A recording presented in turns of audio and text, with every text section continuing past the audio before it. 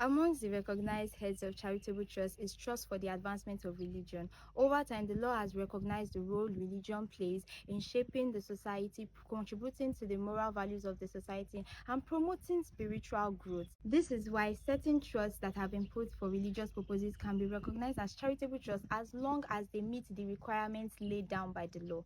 However, not every trust for religion can serve as a charitable trust. The court has established principles and guidelines for determining whether a religious trust can serve as a charitable trust.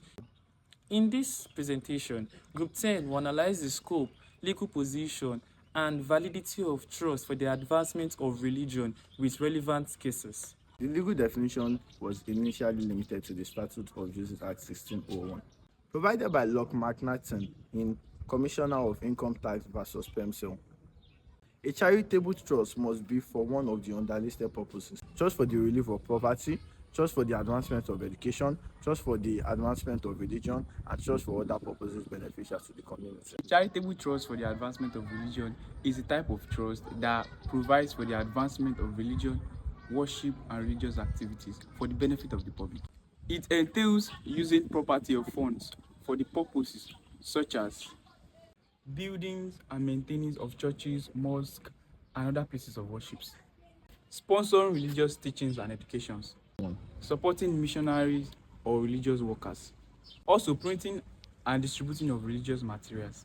Finally, organizing religious programs and worship activities. But for a trust to qualify under this category, the courts usually require that the religion involved is lawful and that purpose is genuinely religious. The trust must also provide some form of public benefit and not solely depend on private purposes. There are two cogent elements of a charitable trust for the advancement of religion. The first is that it must promote faith in a supreme being. Where a trust is said to be established for the advancement of religion, such trust must promote the belief in a God, a supreme being, or a spiritual entity. Where a trust is said to be established for the point of advancing religion, but it does not promote the belief or faith in a spiritual entity or a supreme being, then such a trust cannot be said to be a charitable trust for the advancement of religion. The second element is that that particular trust must show worship, deep worship in that supreme being. Take for instance, a trust created for missionary purposes. That kind of trust serves as a charitable trust for the advancement of religion. One of the leading cases for charitable trust for the advancement of religion is the case of Commissioner for Special Purposes of Income Tax versus PEMSEL, decided in 1891.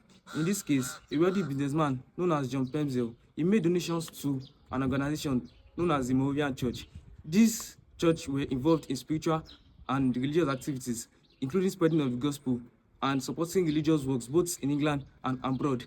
The issue before the court was whether this organization qualified to be a charitable one under the law, and so that they could be exempt from paying income tax. The House of Law then decided that spreading of the gospel and spreading the Christianity both in England and abroad qualified the organization to be a charitable one. Therefore, they were exempt from paying income tax. The significance of this case is that it clearly defined the heads of charity and provided a way to determine if a organization is charitable or not.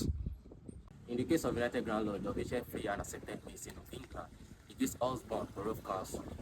This is a significant and a peculiar case under charitable trust for the advancement of religion. In this particular case, the United Ground Lodge sought to establish that its premises should be exempted from the payment of tax, as its purposes were charity and for the advancement of religion. The court held that though Freemasonry requires a belief in a supreme being and it uses religious languages, but it does not promote a specific religious message. Therefore, it does not qualify for the religion, for the advancement of religion. The court further held that the main purpose of Freemasonry is to maintain ethical standard, foster brotherhood, and also to provide social support for its members and not the public. Hence, the court held that Freemasonry does not qualify for the advancement of religion